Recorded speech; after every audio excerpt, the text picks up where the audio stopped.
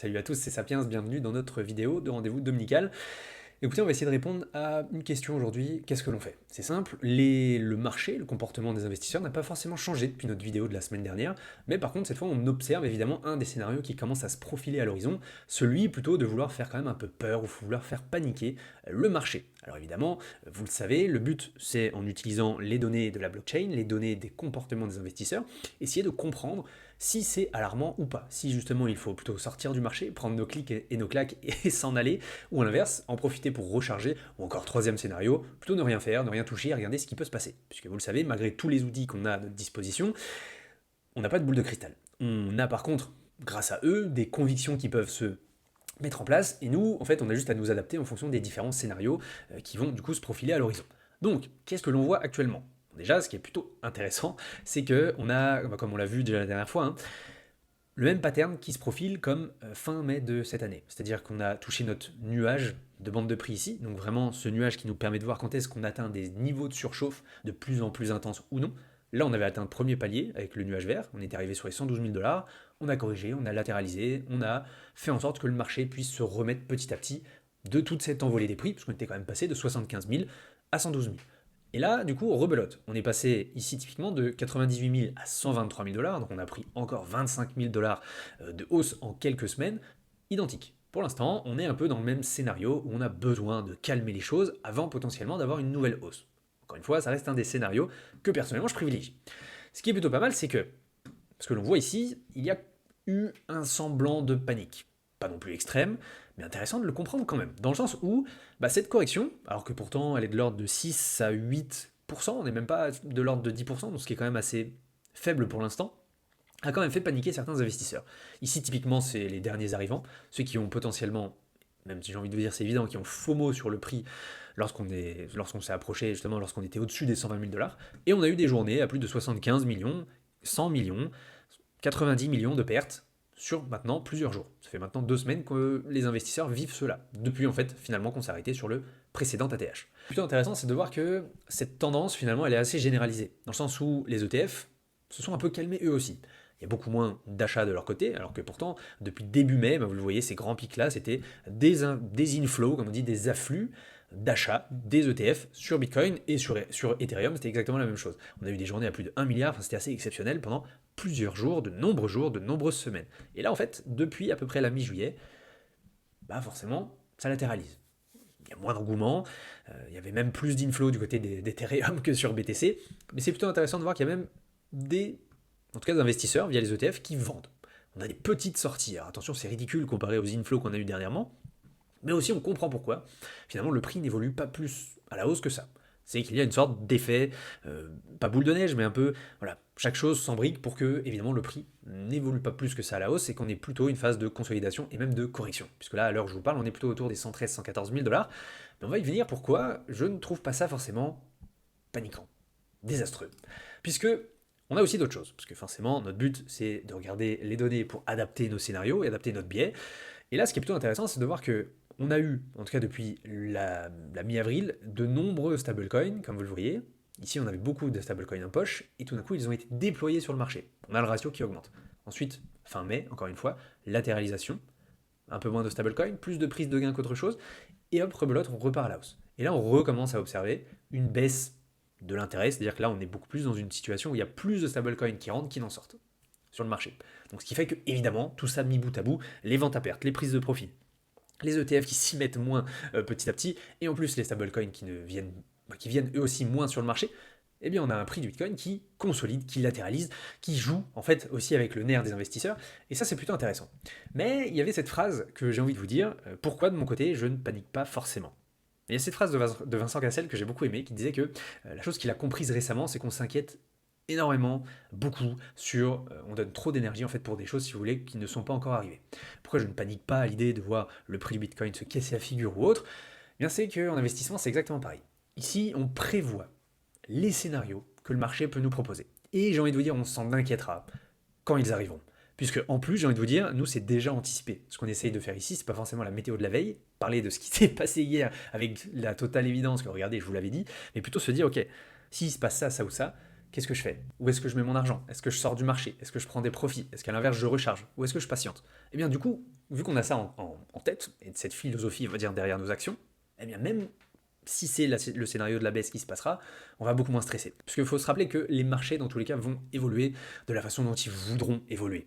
Il y aura du bon, il y aura du mauvais, mais la plupart du temps, en fait, tout dépend de notre interprétation. Une correction peut être catastrophique pour certains, ou une opportunité pour d'autres. Donc tout dépend de la perspective que l'on veut avoir et de notre préparation derrière. Et c'est pour ça que de mon côté, écoutez, je ne vois pas forcément de quoi m'inquiéter. Je vais vous montrer les éléments qui me poussent à me dire que on n'est pas non plus dans une situation de top extrême comme cela s'était passé en mars ou décembre 2024, mais plutôt qu'on est un peu dans un bis repetita qui s'était passé avec mai d'il y a maintenant 2 mois. Ce qui est plutôt intéressant, c'est de voir ça déjà avec le MVRV.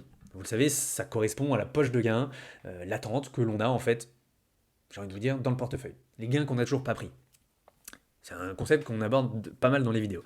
On le voit très bien, il est sur un ratio qui est exactement du même niveau que celui de mai dernier. C'est-à-dire qu'on n'est pas du tout dans des extrêmes et ça ne me paraît pas du tout être une surchauffe. D'accord? Donc si on a besoin de corriger, il y a moyen qu'on ait besoin de corriger comme on l'a fait de mai à juin dernier, en passant de 112 à 98 000 $. Peut-être, potentiellement, mais c'est un des scénarios que je privilégie et pourquoi de mon côté justement je me prépare à potentiellement entrer sur certains niveaux de prix qui m'intéressent. Ce qui est plutôt pas mal, c'est de voir aussi que les prises de gains, donc vraiment ce qui peut forcément mettre à mal un peu la tendance haussière du marché, puisque pour chaque vendeur, il faut bien qu'il y ait un acheteur, mais pour chaque acheteur, il faut bien qu'il y ait un vendeur. Et donc, on a eu des acheteurs, mais donc il y a eu forcément des vendeurs. On a eu des prises de profit qui ont été assez fortes, beaucoup moins que les 2 derniers tops, mais qui l'ont été quand même beaucoup plus que mai aussi. Et pour l'instant, donc on le voit, ça a baissé quasiment de plus de 30 à 40%. Donc c'est pas rien du tout, et même chez nos détenteurs à court terme, de plus de 50%. Donc voilà, le marché a épuré un peu ce qu'il avait besoin d'épurer, ça peut prendre encore quelques jours, quelques semaines, peut-être tout le mois d'août, peut-être tout le mois de septembre aussi, mais dans tous les cas, vu que moi j'ai une vision d'investissement à plutôt moyen long terme, c'est pas ça qui va m'inquiéter actuellement. À l'inverse, je vais plutôt voir ça comme une opportunité. Ce qui est d'autant plus intéressant, c'est de voir que, ici quand on regarde la supply détenue de Bitcoin de la part de nos détenteurs à long terme, on a de l'accumulation tout le long justement des phases de consolidation, de doute, etc. Et ensuite de la distribution lorsque le prix s'enflamme. Lorsque tout le monde s'enflamme, lorsqu'il y a le FOMO typiquement sur le marché. Et ce qui est plutôt pas mal, c'est de voir que là, on a eu un peu cette situation-là, avec quasiment 7 bitcoins sur 10 détenus par des investisseurs de plus de 6 mois. Ça a un peu diminué, et là pour l'instant, on a l'impression de déjà trouver une sorte de plancher, dans le sens où il n'y a plus déjà assez d'acheteurs pour accumuler tous les bitcoins que les détenteurs à long terme voudraient vendre. Donc c'est plutôt intéressant, c'est de voir que peut-être qu'on est sur cette phase-là aussi, et qu'après ça va se recasser la figure et qu'ils vont vendre massivement, mais pourquoi? Parce que le prix a réexplosé à la hausse, ce qu'on peut avoir comme scénario. Dans tous les cas, écoutez, je ne vois pas non plus, encore une fois, de surchauffe extrême. L'autre avantage à utiliser la blockchain, c'est de voir qu'il y a toujours des afflux de capitaux dans le marché. On n'est pas du tout dans cet état où tout le monde veut sortir, peu importe le prix. Voilà, pour l'instant, comme vous le voyez, ici en orange, c'est la valeur réelle du réseau. C'est-à-dire que là, on est arrivé à plus de... Il a fortement augmenté de plus de quasiment 130 milliards de dollars depuis par exemple le bottom d'avril et ça continue petit à petit d'ajouter des capitaux sur le marché. Donc même s'il y a des ventes à perte ici, on voit très bien que la majorité ajoute quand même du capital. C'est-à-dire qu'il y a toujours des investisseurs qui sont prêts à payer le prix fort pour entrer sur Bitcoin. Et ça, moi, c'est ce qui m'intéresse. C'est ce qui, justement, à l'inverse, invaliderait un peu mon biais haussier. Invaliderait ma croyance sur le fait qu'on puisse aller beaucoup plus haut. Tant que ça existe, pour moi, ce sont des occasions de recharger. Et ça, c'est plutôt pas mal. L'autre chose à voir, c'est au niveau de la dynamique. Est-ce qu'elle est toujours haussière ou pas du tout? Est-ce qu'elle est menacée ou pas du tout? Pour l'instant, ce que l'on remarque, on se base encore sur le MVRV, on va voir ici le momentum par rapport à sa moyenne annuelle. Et là, pour l'instant, on est toujours au-dessus. Si on regarde, hop, ici, là, c'était le top de mars, ici le top de décembre, le top de mai, le top de juillet, et nous sommes ici. Pour l'instant, comme vous le voyez, on n'a même pas encore challengé un peu cette dynamique, dans le sens où il n'y a pas forcément à s'inquiéter. Oui, il y a une correction, mais si on devait aller la toucher, la challenger, parce que l'on va espérer, c'est un rebond, comme on l'a vu début juin, fin juin, et ensuite pour repartir à la hausse. Voilà. Si par contre on passe en dessous, peut-être que là on sera un peu plus dans le scénario de tout l'été 2024 avec de nombreuses corrections, jusqu'à un moins 30%, ou encore ce qui s'est passé là aussi début avril, là aussi avec un moins 30%. Mais pour l'instant on n'y est pas. Donc on le prévoit, on ne stresse pas, et si ça arrive, écoutez, on aura quoi faire.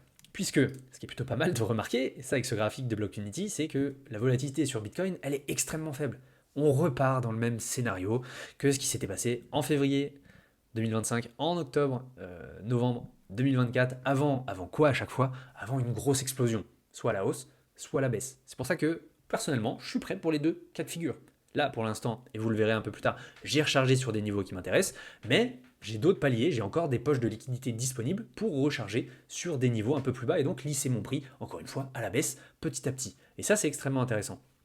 C'est que, déjà, et ça on en avait parlé, hop, sur ce tweet que j'avais déjà posté le 12 juillet, le marché fait petit à petit son boulot. Qu'est-ce qui s'est passé? Ici, entre les 115 et les 111 000 dollars globalement, on a une poche d'air. Et une poche d'air, historiquement parlant, c'est un peu comme les gaps CME pour ceux qui font de l'analyse technique, ça se comble à chaque fois. En tout cas, à 95% du temps, le marché n'aime pas laisser des trous d'air. À chaque fois, il faut aller les combler. Et là, pour l'instant, écoutez, le marché commence à faire son boulot. C'est-à-dire que là, on est sur les 113 à peu près, je crois qu'on a même touché les 112 000 dollars cette nuit. Pour l'instant, on est en train de combler cette poche. Et plus on va aller la chercher, plus il va y avoir d'investisseurs qui vont se positionner dessus, comme par exemple moi-même, et donc petit à petit on va créer ce qu'on appelle des zones d'accumulation qui vont être cette fois beaucoup plus solides à défendre. C'est exactement ce que l'on avait fait, vous vous en rappelez certainement au mois d'avril, c'était ici, une poche qui était totalement vide entre les 80 et les 72 000 dollars. Regardez, il y a un petit peu d'accumulation à force de les avoir touchés. On est allé toucher les 75 000 dollars, on a eu de l'accumulation, on peut repartir à la hausse. Je ne dis pas qu'ici ça va se passer exactement la même chose, mais en tout cas c'est une zone que je surveille sur lesquelles j'aurai des niveaux d'entrée pour lesquels moi en tout cas je vais recharger. Puisque ensuite, comme vous le voyez spécifiquement, on a une grosse zone d'accumulation, je crois que la plus grosse historique sur Bitcoin, qui ici va nous permettre, à mon avis, voilà, de peut-être faire peur au marché, mais même si on touche les 105 000 dollars, qui correspondent au coût moyen d'achat des détenteurs à court terme, qui, vous le savez, nous a toujours servi de support historiquement parlant, on mettrait à mal que 15% de tous les investisseurs. C'est ridiculement faible, mais assez, comme ce fut le cas en mai, c'était à peu près le même ratio, mais assez justement pour en faire paniquer certains, voilà, faire diminuer les excès, l'euphorie, l'engouement, les excès de levier également, et puis finalement ensuite repartir à la hausse. C'est un des scénarios que je privilégie, on verra si ça va le faire. Mais c'est plutôt pas mal. Donc pour l'instant, moi c'est vraiment ces zones-là sur lesquelles je rechargerai, et en tout cas je me ferai vraiment pas de soucis avant certains paliers. Donc déjà, lesquels? Ici en rouge, vous voyez les 105 000 dollars, comme par hasard, c'est là où on a le plus gros cluster d'accumulation de BTC à peu près de son histoire. Et globalement, c'est vraiment cette zone que je surveillerai. Si on devait corriger, celle-ci serait un gros point de rechargement, puisque comme vous le voyez, ça nous sert de support à plusieurs reprises. Par contre, comme en février dernier, on n'avait pas tenu, presque pas le même scénario, on avait beaucoup plus de prises de gains, la hausse avait duré quand même plus de 3 mois. C'est pas le scénario que je privilégie, mais je le garde dans un coin de ma tête. La probabilité n'étant pas de zéro, à mon avis, un jour on ira les chercher, mais pour l'instant, à mon avis, pas forcément. L'autre zone, ce serait les 92 000 dollars, qui ici, comme vous le voyez, hop, avait tenu là aussi entre février et avril. Et les 92 000 dollars, si on revient ici, c'est à peu près la zone de balance entre bear ou bull market.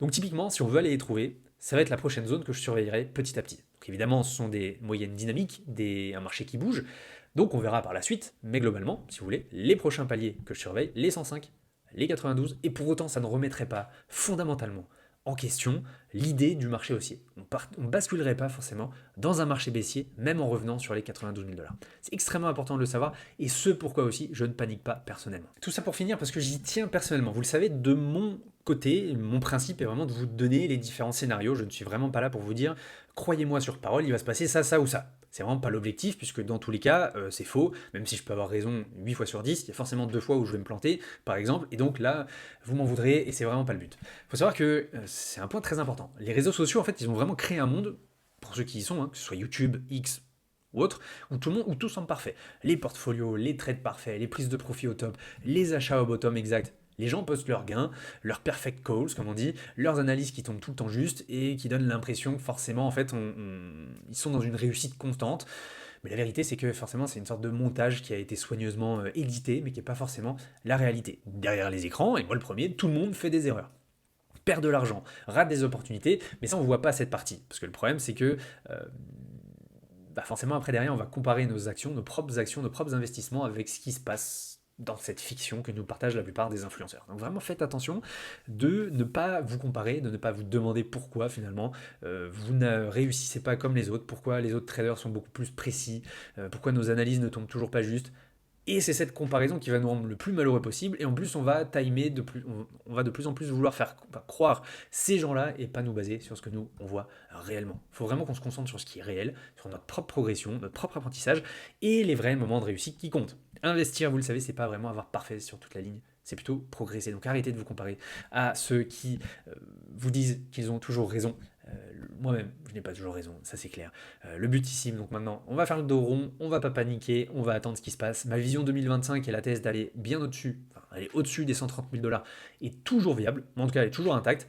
Mais bien sûr, peut-être qu'on va avoir ces quelques jours, semaines de latéralisation, voire correction. Donc, si cette vidéo vous aura plu, n'hésitez pas à vous abonner pour la suite des analyses, pour chaque semaine. Je suis Sapiens et je vous souhaite un très très bon dimanche. Prenez soin de vous, à la semaine prochaine.